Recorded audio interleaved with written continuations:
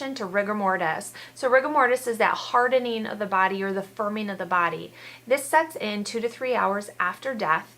Fast forward 24 to 36 hours after death, and the rigor mortis has gone away. Now, the muscles have not just relaxed. What has happened is that decomposition has begun, and it's gone into the tissue, and so the tissues in your body are starting to decompose at that point. What creates rigor mortis? It is a protein reaction that happens within the muscle. So it has nothing to do with your bones itself. So what happens is the myosin and the actin connect in your muscles to create a contraction. As you breathe and create oxygen, it creates something called ATP, which busts those apart normally.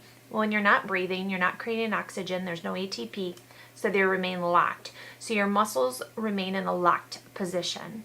Now, if you're in a very vigorous activity and there's a lot of oxygen going on and you die quickly, your body goes into a cadaveric spasm.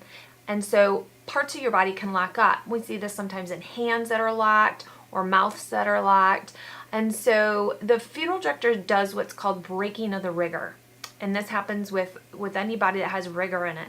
Sometimes it's just bending out of an arm or bending of a shoulder or moving of the legs. The more rigor we break up, or the more proteins we can break down within a muscle tissue, the more embalming fluid can go out into those tissues. So we're not actually breaking a bone, we are just moving the joints, moving the muscles to break up that protein so we can get fluids out into them. Now, rigor mortis sets in quicker when there's heat or when there's less muscle tissue, like in a child or an elderly, and it takes longer in somebody that is has more fat or when it's colder.